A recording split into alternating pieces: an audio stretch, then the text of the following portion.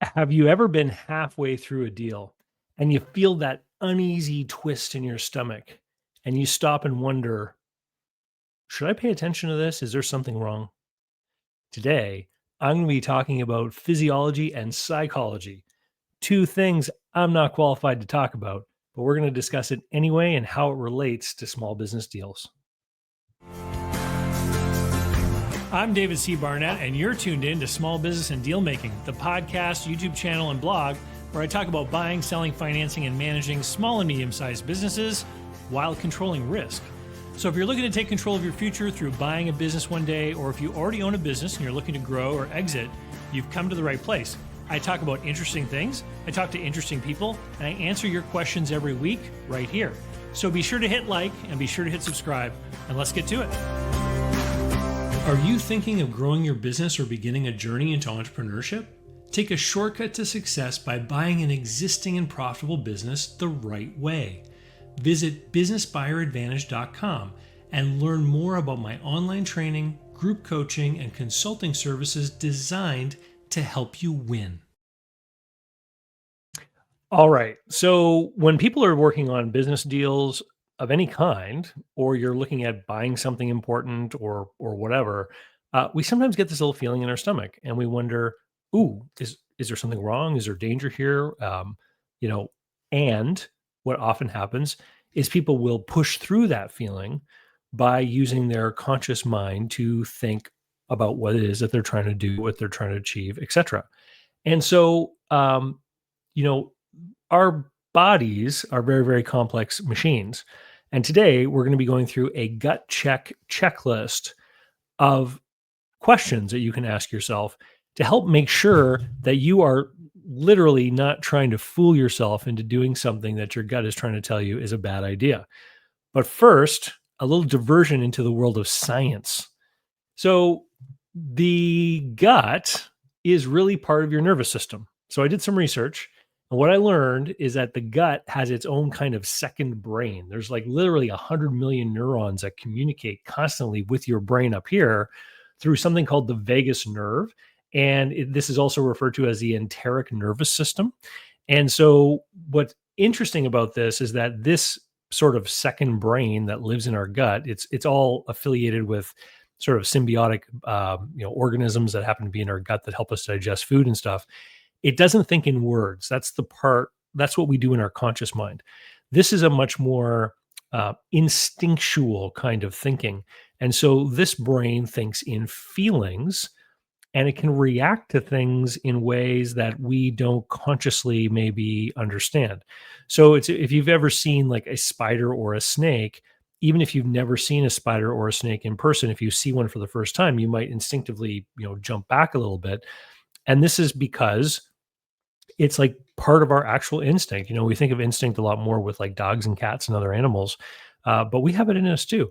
Like there are certain reasons why we think some things are scary, and we try to avoid them, and why some people are afraid of heights and things like this, because these things are dangerous. And I think one of the most important things that we can instinctually derive from our guts is whether or not we may be in the presence of someone who is a threat, a threatening person who may be doing their best to try to come across as though they are, you know, an everyday normal person when in fact they're not. So, the system doesn't think in words. As I said, it thinks in feelings.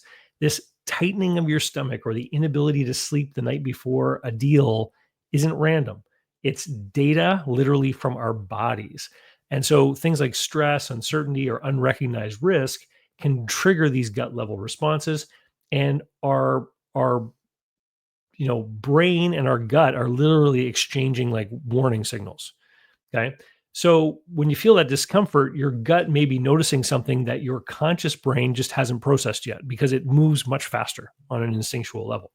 So, why do our brains then often want to push through these feelings? Why do we feel that we need to be grounded in, data and facts, etc.? Well, this is when we get into the world of psychology. Now, I know a couple of psychologists, but I'm not one.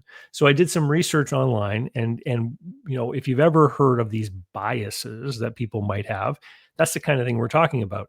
And so, one of the famous biases that I talk about on this channel is survivorship bias, because it's often people who do successful business deals that go on to talk about successful business deals. And the reason it's called survivorship bias is because you're hearing the examples from the people who've succeeded. The people who have failed are not making as big a noise or spreading the word about their failure, right?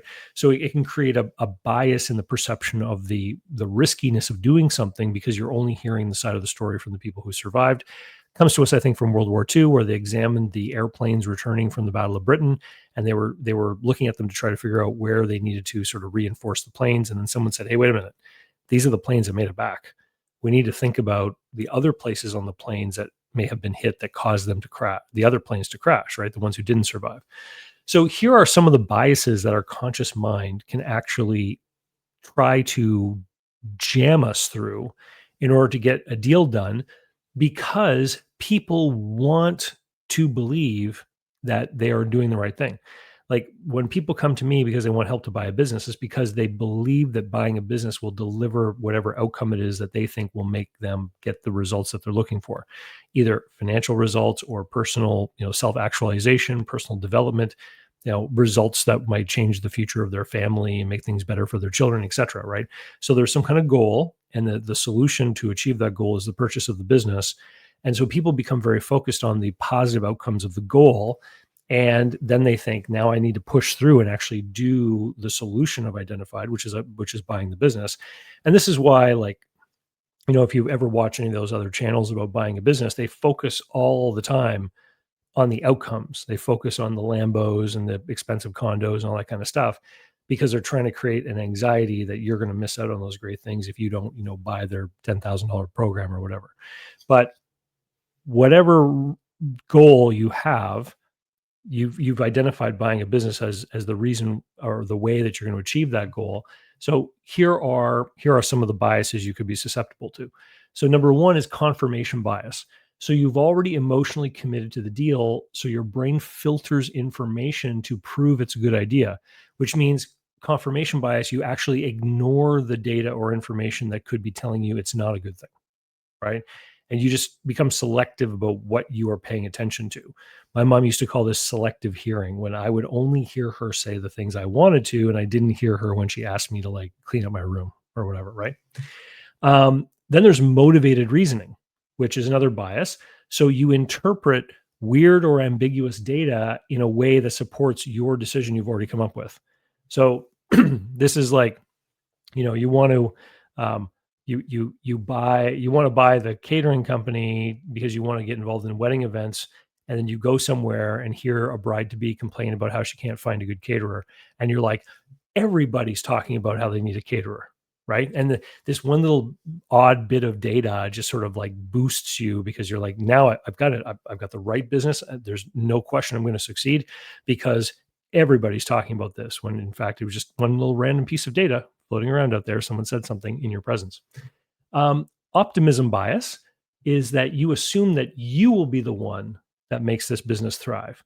And this most often plagues people who are starting a new business, where they get so excited about their idea and they think, I'm the one that can pull this off because I have this great insight, understanding, vision, etc. What blows me away when I meet business buyers who have this optimism bias is when they're talking about a seller who's owned the business for 20 or 30 years that has maybe not been able to execute some aspects successfully, but this new person is suddenly going to be able to pull it off, right? And I always find that interesting. And then there's self-deception. You convince yourself you understand things that you really don't, because uncertainty feels bad, right?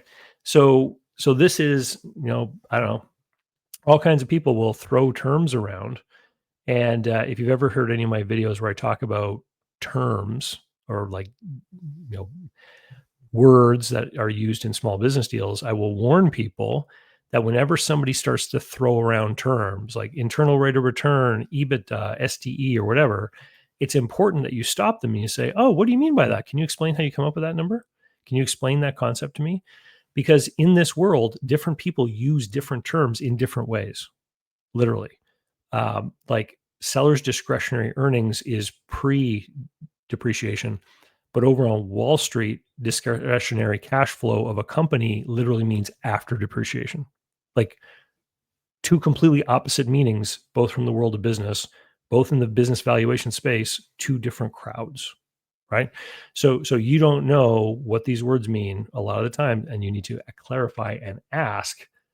Um, so together these biases they drown out the warning messages from your gut because your gut's trying to warn you, hey, I don't feel right. There's something wrong about this. And intellectually, you try to argue for why what you want to do is the right thing because what you're focused on is that you've identified a solution, which is buying a business that is going to give you the outcomes that you are after. And you want it to be this business. And one of the greatest challenges in business buying is having the patience to find the right deal and to do the right deal the right way, and not be rushed and not do something dumb that exposes you to risk. So here's the gut check checklist. So if you're feeling uneasy, but you're excited about the deal and you're just wanting to push the pedal to the metal, here are some questions that you should ask yourself. So number one is the avoidance test. Let's should we use our numbers? Number one, the avoidance test. Are you skipping questions or rationalizing missing data? So this is an important question to ask yourself. Um, do you have questions you should be asking about the business that you are not, that you are avoiding? And we are so blessed in this day and age because you can simply load some stuff into ChatGPT about the business you're going to buy, that you can put information in there. You can ask it to research the industry and then just say, create a list of questions I should ask about this business and go through them and find out which ones you've asked and which ones you have yet to ask. And if you don't feel comfortable with one of those questions or you don't want to ask it, that's a huge red flag, right? So, are you skipping questions or rationalizing missing data? That's number one. Number two, the pressure test. So, are you being rushed to act before you're ready? Could be from anyone, could be from the seller, a broker, etc. And our guts react instinctively, and there were no businesses to buy 20,000 years ago. Okay. There were none. What there were lions and tigers and bears and other people trying to steal our stuff, right? So our guts are tuned in to making quick assessments about threats, and those threats could be individuals. And so a person who's trying to get you to do something you don't want to do, that could very well be something that you're reacting to, right? So the pressure test. Number three, the understanding test.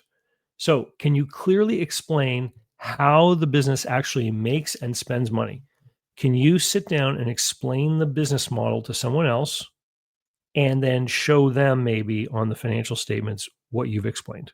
How the money comes in, how it's consumed within the business, how the product is made and delivered, how they get paid. Like, can you fully understand and explain the business to someone who has no idea?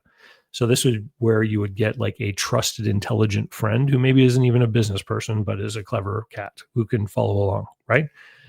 Um, number four, the sleep test. Is your subconscious waking you up at 3 a.m.? Are you dreaming about the business? Are you dreaming anxiously about the business? And is your subconscious waking you up?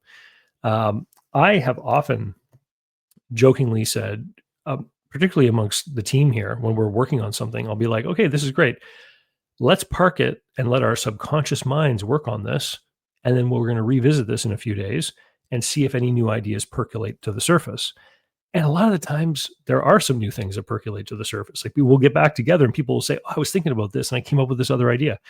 And it's great because I think that we have to recognize that there's a difference between our more, sort of recently evolved brain. Here I am talking about physiology again, which is all about, conscious thought and words and language, et cetera. And, the earlier parts of our brain, which process things in a different way. But still has access to all of our experiences and everything like that, and will work away at things when we're not consciously thinking about them. So, so the sleep test. Are you being woken up by your anxieties? That's really important. Number 5, the advisor test. So this is a great one, and this is a real big reason why you need to have a suite of advisors that you know, respect, and trust, and why you certainly cannot wait until the last minute before you go and hire these different people. I'm a big believer that you need to build your advisor team at the beginning of when you're going to go searching for something. And I think you should invest a little bit of time to get to know these people. The lawyer that I've worked with off and on for many years. We've had plenty of chances to have little chit chats and conversations and things over the course of time. Um, and I, and so here's the trusted advisor test. Do trusted people around you look uneasy or keep asking the same questions? Okay. So if your accountant has asked you the same question more than one time and you start to notice, this is a sign. This is a sign you should be questioning your gut check, right? Because what it is they're seeing something you're not, and they've asked you about it, hoping to maybe put that in front of you so you'll digest it properly and give it insight and thought. And they're asking it a second time because they don't feel you have, right? So that would be a sign that maybe you should go back and take a second look at whatever it is they're questioning and really process it and ask yourself, am I trying to ignore this or defer it or sidestep around it because I want the deal to work? This, like, a lot of this stuff is people just fooling themselves. I had a conversation with someone the other day. They were looking at buying a franchise, and they came across my YouTube channel, and they watched one of the videos, and they read an email I put out recently about franchise resales that required like a renovation, and they read franchise warnings, which just came out with a second edition, by the way. And so the the um, the person said, he was talking about a certain franchise, and he's like, I've got the choice of 2 of these established locations. One has an asking price of 250 grand. The other has an asking price of 225. But the franchise company tells me that building a new one is 650. So he said, who builds a new one? Like, why would you build a new one if you can get a used one for half price? And I explained, it's people that fall into the plan. So they get the idea they want to own a business and they go to something like a franchise show. They meet a salesperson who shows them all the slick marketing data, gets them excited about the franchise.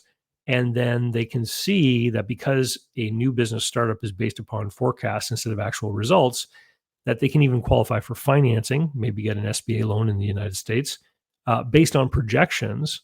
And so yes, they can open their own brand new location for 650 grand, and they can do it with only $65,000 down. They can finance everything else over 10 years on a note. And so they rush through this whole process without ever learning they can buy a used location for 250 grand. That's what happens, right? So let's get back on track. Number 6. So gut check question number 6 is the data test, which is, are you ignoring weak evidence because it doesn't fit the story you want to experience? So again, getting back to vision, right? People have a vision. I want to earn more money. I want to establish, this cash flow.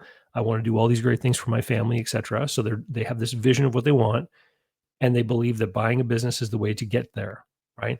And so now they're so motivated by the vision and the outcome they want to achieve that they launch themselves full force into this thing, and they want it to work. So they actually don't stop and look at stuff because they want to believe that sometimes we are our own biggest enemy. So if you check any of these boxes, your gut might be right. If you have this weird feeling in your stomach, and you may be trying to talk yourself into something instead of analyzing it. So let's bring this all together into one thing. Number 1, your gut and your brain are one system.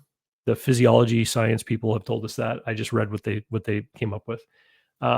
These two things can often disagree, though. And so your gut is fast and intuitive. Your brain is slow and analytical. And I think that if your gut is telling you something is wrong, it means that you need to double down on the analysis and figure out what is it that doesn't feel right about this. And here's the thing is everything, everything you are given as far as data could end up analyzing out to be absolutely correct, factual, and supportive of you moving forward with the deal. Your gut could be telling you something else, like some of the people you're dealing with are not on the up and up. Because here's the thing, if the people are like fraudsters, they're going to supply you with data that shows you that it's a good deal, even though the data could, in fact, be completely made up. I often have to remind people that financial statements are ink on paper, and tax returns are based upon financial statements, which are often not created with any kind of professional bookkeepers. Often it's amateurs inside a business are putting stuff into QuickBooks. It produces some kind of report. The accountant makes it look like a financial statement. Then they use that to create a tax return. You do due diligence on those numbers. You're just analyzing something that an amateur put into QuickBooks, right? So your gut could be telling you that something just doesn't feel right about the deal. It could be telling you that something doesn't feel right about the people. And I'll tell you, the trickiest ones are when the people are good and honest, but they make mistakes based on ignorance, because they can be completely forthright and honest people and still provide you with erroneous data that might support a conclusion which still isn't right. And that's where having other people come in and help you is important. Like that's basically why people hire us to do the buyer insight analyses that we do. When when you're buying a business, investing or taking on debt, you need to have both of these things working for you, your gut and your brain, right? The gut spots danger first, the brain verifies it. The danger comes when your brain's biases start silencing your gut. And so I tried to come up with an analogy here that would kind of summarize this. Um, it's it's like driving with a check engine light on that comes on, and then you start to hear a noise. And instead of pulling over, you turn up the radio so you can't hear the noise. That's what happens when people try to just power through their gut feelings by doubling down on, you know, on analysis and cognition. Um, if the business's data and results are logical, why should my gut say anything? Because people do business with people, and that's who or what your gut is actually reacting to. So just to wrap things up and tie this all together, um, trusting your gut doesn't mean ignoring data. It doesn't. It means paying attention when your body tells you something doesn't add up. And uh, you need to think about these things. A decision to do something like buying a business is a huge decision. Most people are going to put much of their liquid wealth into a deal. They're going to borrow money. They're going to sign their name on personal guarantees on big bank debts. It's a really big thing. And so you want to make sure that it is the correct thing to do and that you've managed the risk in as many different ways as you can. And that means really making sure that you are the right fit for the business, that the business is actually performing in a way that justifies the investment that you're going to make, that you have every reasonable expectation to believe that the business's cash flow is going to be able to pay you, pay the debt service, cover taxes, et cetera, that we talk about a lot here on this channel, and that the numbers you're being presented actually make sense. And it's this last part that people have such a hard time doing on their own, because for most people, they just don't have a lot of experience analyzing one business after another, after another, after another. So, like when someone's going to buy a restaurant, for example, I always say find an accountant to help you with due diligence who has a bunch of restaurants as clients, because that accountant is going to be more readily able to spot when something just seems fishy, like when something's just way off, right? And this is where benchmarking data comes into place, where you want to be able to compare the business with other similar businesses to just see what's wrong. And when we're working with clients on these BIAs, we sometimes discover hey, the average gross margin in this industry is 32 points, and in this business it's 47. Why? Is there something they're not putting in cost of goods sold? Or is there some reason they're able to get a higher price? Or is there some reason they're able to buy their inputs more cheaply? And then we'll go back and start asking questions. And literally, this is what happens. About a third of the time when we start probing on those kinds of things, we find out that there's some kind of mistake. Yeah. And hey, when do you want to discover that? Up front or after? Right. Anyway, thank you, everyone. Trust your gut, listen to it. And if you need help, reach out to us. You can always find us over at businessbuyeradvantage.com. If you want to learn more about those buyer insight analysis projects that we do, just go down to the very bottom of that webpage, businessbuyeradvantage.com. You can see a video where I walk through and show you what those consulting projects look like. And we do those for people every week from all over. And with that, I'll say thank you very much. And we'll see you next time. Cheers. So, how can you learn more about buying, selling, financing, and managing small and medium-sized businesses? Easy. Go over to my blog site, davidcbarnett.com, where you can learn more about me and how I work with my clients. You can learn more about my books and courses that I prepared for you. You can find out how to subscribe to my email list, the YouTube playlists, and more. There's literally hundreds of hours of content there, all for free, and I'd love for you to be my guest. Special thanks go to Mark Willis at Lake Growth Financial, today's video sponsor. Mark helps people better manage their personal and business finances through the Bank on Yourself insurance strategy. This is something I've done personally and I've seen others use it successfully for years. Go to newbankingsolution.com to find all the interviews I've done with Mark and learn more about the advantages of these programs. While there, sign up for a free consultation to learn what this solution might look like for you.